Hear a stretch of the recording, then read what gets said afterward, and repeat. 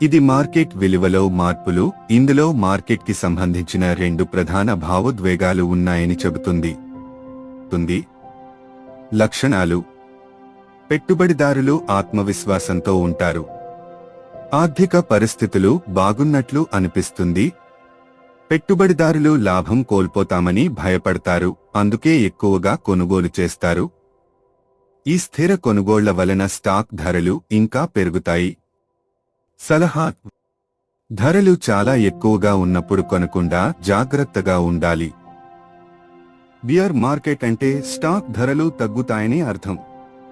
ఇది పెట్టుబడిదారుల ప్రతికూల భావోద్వేగాల వల్ల జరుగుతుంది.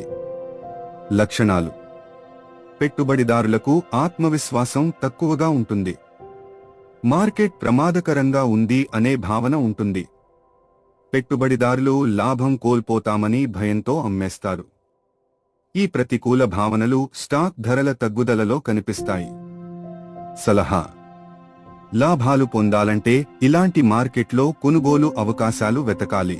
ఇది మార్కెట్లో వచ్చే పెరుగుదలలు, బుల్ మరియు పడిపోవడాలు, బియర్ మనకు అవకాశాలుగా ఎలా మారతాయో చెబుతుంది.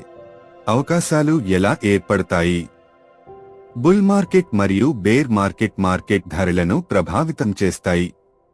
స్టాక్ ధరలు పడిపోతే మార్కెట్ విలువ అసలు విలువ కన్నా తక్కువగా ఉంటుంది. ఇది ఒక కొనుగోలు చేసే మంచి అవకాశం.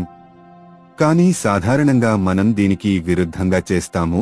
బుల్ మార్కెట్లో స్టాక్ ధరలు పెరిగినప్పుడు కొనుగోలు చేస్తాం.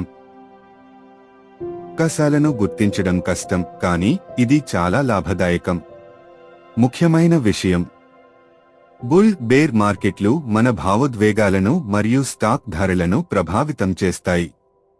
కానీ ఇవి కంపెనీల నిజమైన విలువ, ఇంట్రింజిక్ వాల్యూను ప్రభావితం చేయవు.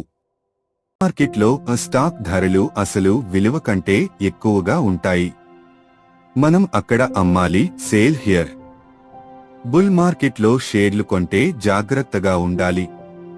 బుల్ మార్కెట్లో షేర్లు కొంటున్నప్పుడు మనం వాటి అసలు విలువకే కొంటున్నామా లేక భావోద్వేగాల వల్ల పెరిగిన ధరకే కొంటున్నామా అనే విషయంలో చాలా జాగ్రత్తగా ఉండాలి.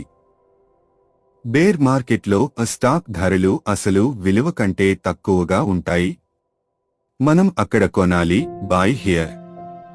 మరి బేర్ మార్కెట్లో కొంటే ఏం జరుగుతుంది?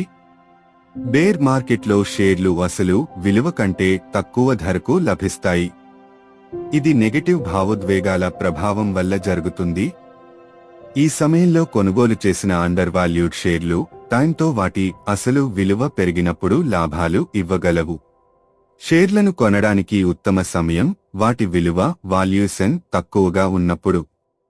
వాటి ధరలు ఇంకాస్త దిగిపోయే అవకాశం ఎప్పుడూ ఉంటుంది. కానీ అది మనం పట్టించుకోవాల్సిన విషయం కాదు.